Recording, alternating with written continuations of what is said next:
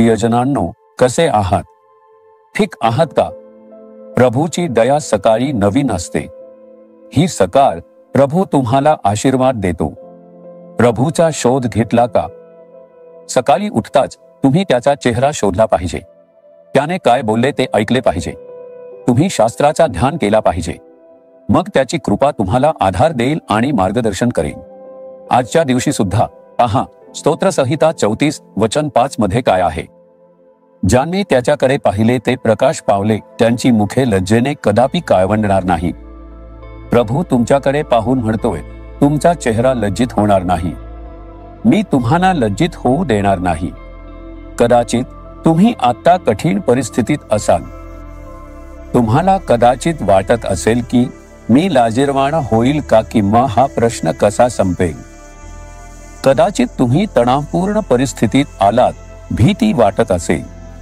तरी सुद्धा विश्वासाने प्रभूकडे पाहता, तेव्हा तो तुम्हाला लाजिरवाणा होऊ देणार नाही. प्रभू तुमचा चेहरा उजवेल. म्हणूनच आपल्याला नेहमी त्याच्याकडे पाहायला हवं. आपल्याला येशूकडे पाहायला हवं. एकदा मला कुणासाठी प्रार्थना करायला रुग्णालयात बोलावलं. एका चर्चमधील सेवक मला तिथे घेऊन गेला.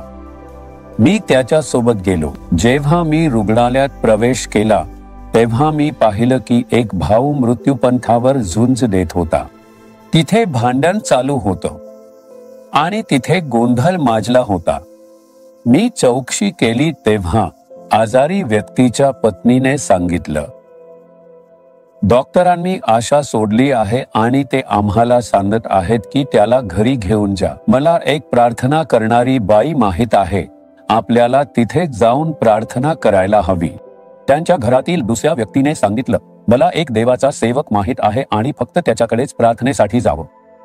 आपण त्याला तिथेच घेऊन जावं लागेल. भांडत होते. त्याला आपल्या इच्छित ठिकाणी नेण्याचा आग्रह धरत होता. त्याला कुणाकडे घेऊन जावं यावर ते भांडत होते. मी तिथे उभा राहून त्यांचं बघत होतो. मला काय करावं हेच कळत नव्हतं. त्याला तातडीने कुठेतरी घेऊन जाणं आवश्यक होतं, पण ते त्याला कुठे घेऊन जावं यावर भांडत होते. मी शांतपणे बघत असताना माझ्या मनात काहीतरी जाणवत होतं. येशू बाजूला उभा राहिला आणि म्हणाला, ते त्याला इकडे तिकडे घेऊन जाण्याचा विचार करत आहे. पण मी अगदी त्यांच्या शेजारी उभा असतानाही ते माझ्याकडे पाहत नाही. ते मला शोधत नाहीत. तो तिथे दुहकीपणे उभा आहे. आजही अनेक ख्रिश्चन यात चुकतात. काही गरज निर्माण झाली की आपण कुठे जावं. पण येशू तुझ्या शेजारी उभा राहून म्हणतो, माझ्याकडे पहा, तू कधीही लज्जित होणार नाही. माझ्या चेहऱ्याकडे पहा, मी तुला कधीही लज्जित होऊ देणार नाही. पण अनेक कुटुंब माणसांच्या शोधात जातात आणि लज्जित होतात आणि आपली आशीर्वाद गमावतात. तू कोणावर विश्वास ठेवतोस? तू मनुष्य सेवक किंवा दासींचा शोध घेत आहेस का, की तू त्या येशूचा शोध घेत आहेस का, जो आपल्या सेवकांचा उपयोग करतो? जर तू त्याच्याकडे पाहिलंस तर तुझा चेहरा तेजस्वी होईल. तुला कधीही लाज वाटणार नाही. जर तू येशूचा शोध घेता त्याच्या सेवकांचा शोध घेत असशील तर तुला लज्जित होणार. या दोघांमधला फरक समजून घे. म्हणून आज म्हण, प्रभू, मी तुझ्याकडे पाहतो. तू माझा चेहरा उजळवशील आणि मला लाजिरवाण होऊ देणार नाहीस. हे म्हण आणि आजच एक चमत्कार पाहशील. तू स्वतःला समर्पित करशील का? तू प्रार्थना करशील का? प्रभू तुला तुझ्या चुकीबद्दल खात्री देत नाही का? ती कबूल कर. आपला हात आपल्या हृदयावर ठेवा आणि म्हणा, प्रभू, मी पाप केली आहे. मी तुझ्याकडे पाहता तुझ्या सेवकांकडे पाहिलं. मला माफ कर. आता मी तुझ्या चेहऱ्याकडे पाहतो. मी लज्जित होणार नाही. तू माझ्यासाठी चमत्कार करशील.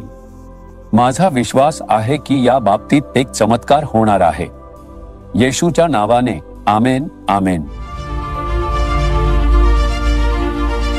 येशू सोबत चालणे हे कार्यक्रम पाहणारे तुम्ही सर्वजण धन्य आहात, भाग्यवान आहात.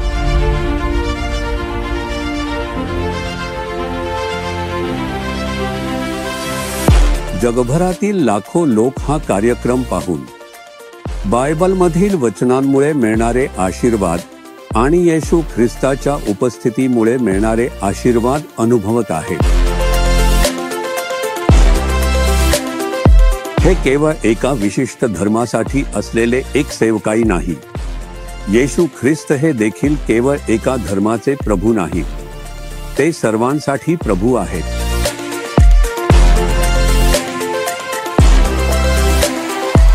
या बायबलमधील देवाचे शब्दही सर्व लोकांशी बोलत आहेत.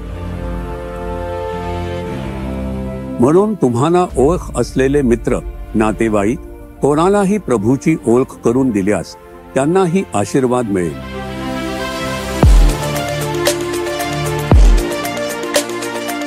जगातील अनेक भाषांमध्येही हे संदेश भाषांतरित करून प्रसारित केले जात आहेत. येशू सोबत चालणे हे कार्यक्रम तुमच्या मोबाईलवर यायचे असेल तर स्क्रीनवर दिसणाऱ्या मोबाईल नंबरवर संपर्क करा आणि क्लिक करा, म्हणजे दररोज सकाळी तुमच्या मोबाईलला पाठवले जाईल. प्रभू तुम्हाला आशीर्वाद करो. आमेन.